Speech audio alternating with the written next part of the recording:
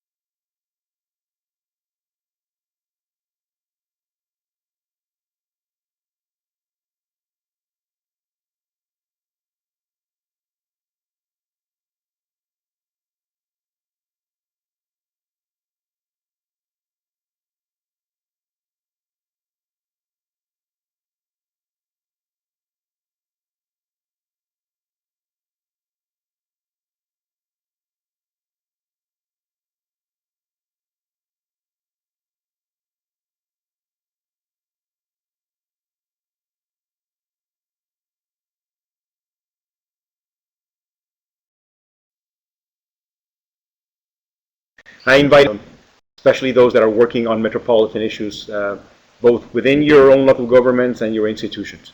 So, Shahid? Yeah, thank you for these comments. I entirely agree with you that that governance is key, and that with good governance, one can, in a sense, start a whole process of upgrading the capabilities of cities, particularly in areas of important infrastructure areas such as transport. So a smart transport system, such as Curitiba developed, such as Bogota and Lima and other cities are actually imitating, will be really important to get the maximum by way of agglomeration economies in cities, to knit different parts of neighborhoods of cities together so that the workforce can circulate effectively and efficiently. And also, as someone, as Phil has asked, to start the process of transitioning from basically a manufacturing-led economy to much more a services-based economy. But I would also add that in addition to multimodal types of transport, IT and the effective provision of IT, which countries such as Korea have managed to do in Seoul, I was greatly impressed by the availability of Wi-Fi and internet access in the city everywhere I went, including in the taxis. So the ability to provide this will surely make it much easier for small companies to set themselves up and also to nourish a whole range of IT providers, of software providers, which you can find places like Jordan, you can find, of course, in Korea and elsewhere. But I would like to raise a couple of points. Before you can try and develop this sophisticated transport system, before one can finance a sophisticated IT system, you need an industrial base. So there's a chicken and egg issue. And for me, the egg is the industrial base, the one that generates the sort of resources that a city needs in order to be able to finance these infrastructures and to maintain a high level of services. So cities that are already positioned, in terms of having a broad manufacturing base, in having substantial exports, in having made an early start at developing the kind of skilled workforce which the modern city needs, and the city of the future definitely needs. Those are the cities that are going to have an early start at putting in place the infrastructures and taking care of legacy infrastructures and institutions. Those cities that are slow to get off the ground, those cities where the manufacturing base is really weak and small, where most of the services are in the informal sector and most services are non-tradable, will have to struggle. They face a really major challenge. Those are the big questions. Let me go to a couple of more questions, and thanks very much, Phil, for your very pointed question. The next one comes from Fatima Shah. It's a two-part question. The first part may be answered December 17th by the next presenter, so maybe, yeah. But I'll introduce both questions. And it says, you pointed out, I'm sorry, let me see here, it's moved in here. You pointed out the importance of a local revenue base in some of the contexts in which we work. This capacity is constrained as property taxes, a major source of revenue, is collected in the cities but transferred to provincial, federal levels, and the transfer back to cities is small and unpredictable. So that's the first part on property taxes. And so I advertise that on December 17th we will have a session on property taxes and metropolitan finance and development. Second part of the question is, if you couple this with cities that are often run by appointed bureaucrats rather than elected mayors, this is a recipe for stagnation. In these contexts, what role do higher levels of government, the province or national, need to play in steering major metros? It's a complicated question, but you take the second part. Okay, but just a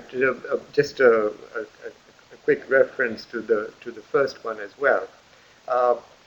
Property taxes are generally seen as low-hanging fiscal fruit in many cities. But by and large, most cities have been unable to exploit these opportunities.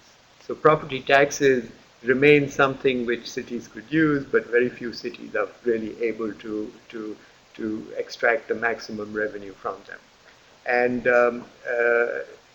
while a large and basically autonomous fiscal base would be desirable for large metros, many central governments are reluctant to provide that sort of base. And as a result, there continues to be this tension between metro areas and central governments in order to get the maximum amount of fiscal transfers. Okay, but I think others will deal with this at much greater length.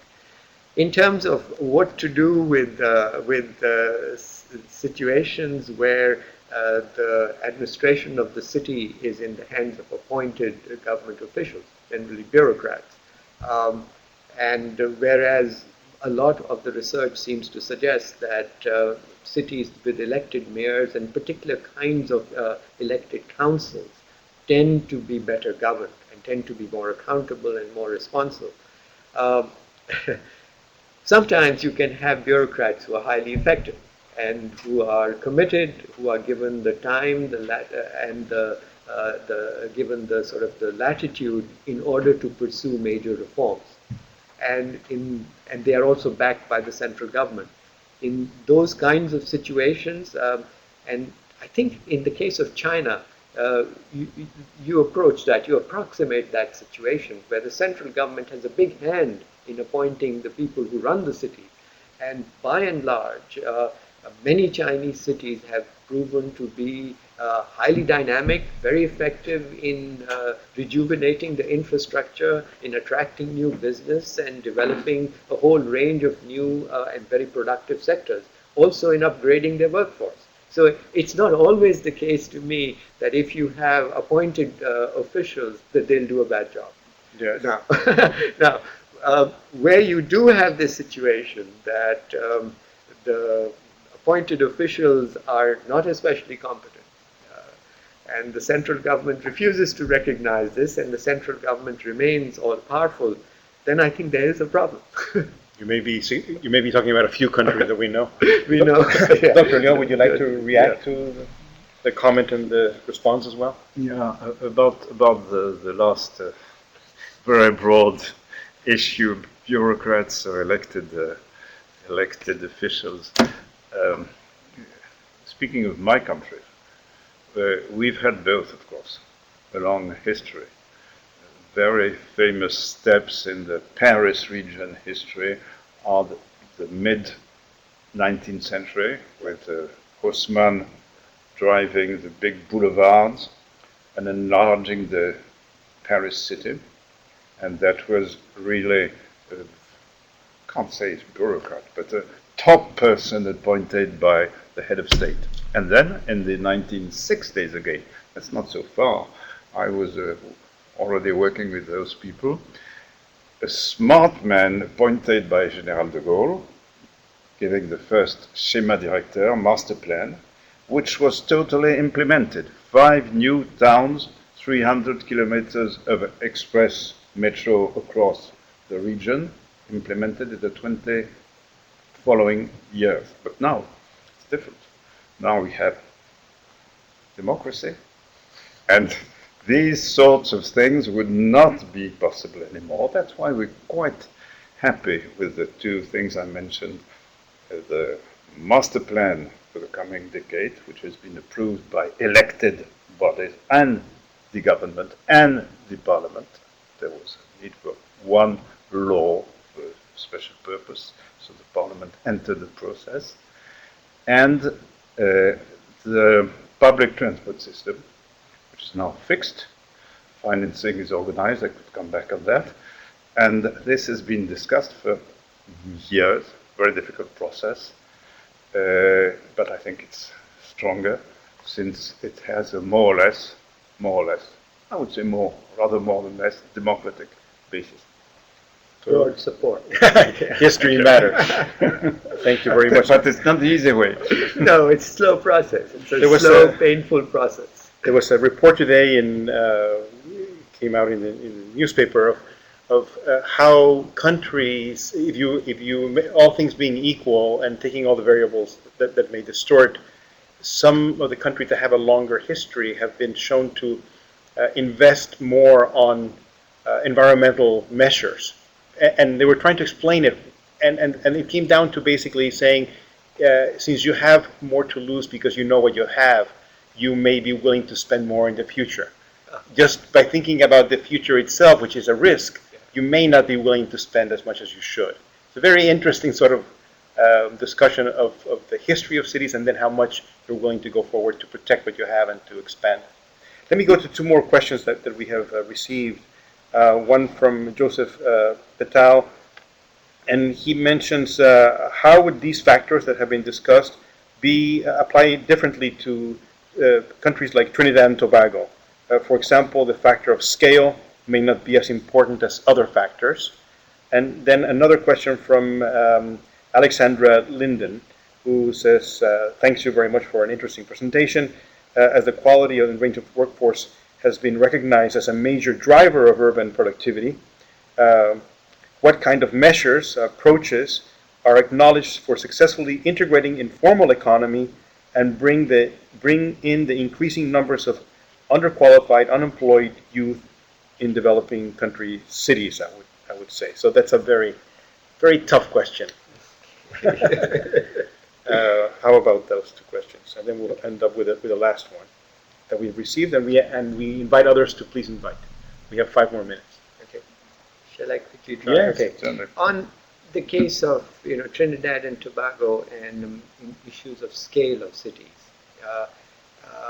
while it is the case that very large metro areas appear to have agglomeration economies that can provide a productivity bonus, I think if you look at some of the most successful cities in terms of whether they are innovative, how connected they are, cities throughout Europe, most of them have populations of 2 million or less.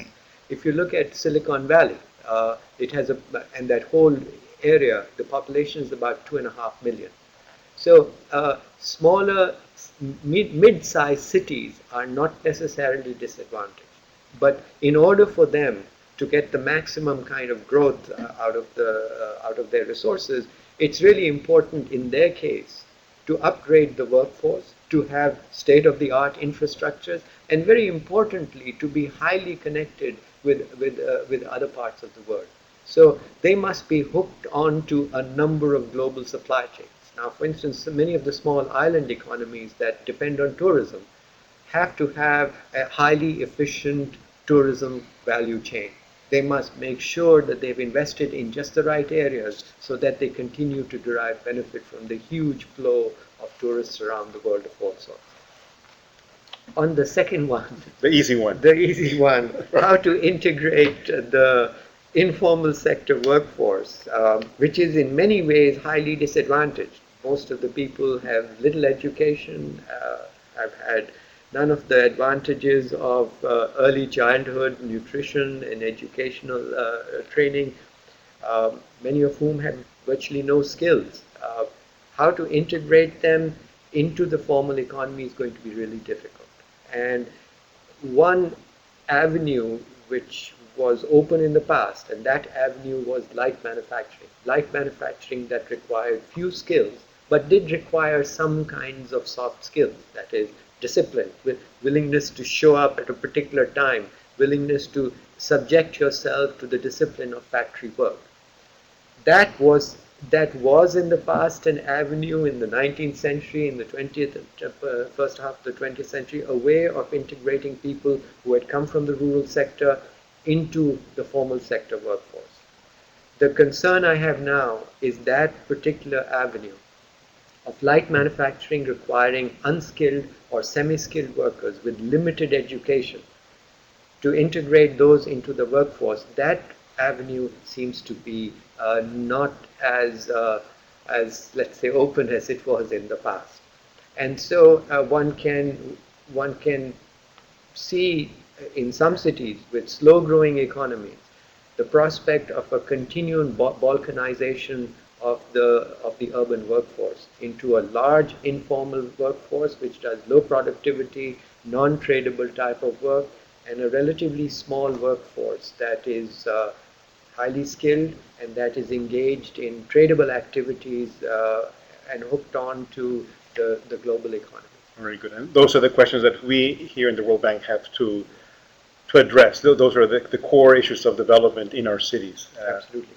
Any reflections from you? We have two more very quick questions, and then we have to wrap it up. Just a few sentences about the size of cities. I do agree with the importance and the potential future, may I say bright future, of middle-sized cities. In Europe, your figure is an average good one. Around 2 million is a number with important cities behind that number. And I think that in very large countries with huge metro areas, I'm of course thinking of China or South Asia, one important thing, which comes back to governance, but governance at the state level, is to help develop medium-sized cities and try with this tool, huge tool, to stop the flow to very large cities. Huge flows of unskilled workers in very large cities is not positive, I think. It's more a handicap for the large cities. And I think the future for these flows coming from rural areas is mostly in middle-sized cities, which have to be developed in a rather disciplined way. So we end again with governance. Thank you very much. Let me then, we have three questions. I'm going to just read those that have sent them, read one final question because my producer has told me that I couldn't read all three. So I'll blame it on him. No, we were running out of time. It's been a very interesting session, but a question from Ata Ulakan on betterment levies. I promise that we will answer this question in a future session where we deal with the hard finance issues. Tilahun Fekadi asked a question related to what we've been discussing, so I hopefully the question on workforce has already been touched on. And the last question that I'll read is by Peter Ellis, who says, the question is, do we have do we go large scale like Grand Paris, or focus on smaller projects that can act as catalyst for transformation at a smaller scale? And that basically I guess the tension between the urban acupuncture versus the big bang approach of larger projects. Maybe we can ask you to, since the question is about Grand Paris, leave the last word for you. Grand Paris is a large project with a timetable on going on about 17 years coming, horizon 2030. But we have to have acupuncture as well. Yes. And our other master document, master plan, goes in many details, principles going down to small applications and also spots. So we have to have both strong medicine and acupuncture. Very good. I agree with you. I think it's a great answer. Shahid, any final reflections? One reflection, and that has to do with, again, secondary cities. I think, as you said, it's really important to take into account the role and contribution of these cities, because they are going to have the lion's share of the population. But the cities that are going to be the most productive and effective are those that are networked in some way, so that they achieve what I'd call virtual agglomeration economies. These are highly networked cities, networked through IT, networked through transport systems, networked through a variety of services. And I would say there'll be also stranded cities, isolated cities, small cities. Those are the ones that are going to be most imperiled, because they won't have the resources, they won't have the connectiveness to be able to thrive. But the others, if they can remain networked, they're going to do very well, and may do even better than some of the large metro areas. Very good. Well, thank you very much to both Shahid for the very excellent presentation and Dr. Leon for the excellent commentary, and to all our participants from all over the world. The next webinar will be, we've had a change in schedule. Dr. Richard Bird will be unable to make the next webinar, so we'll go on to December 17th, where we will have William McCluskey on property tax and metropolitan cities. So we welcome you then, and please stay in touch.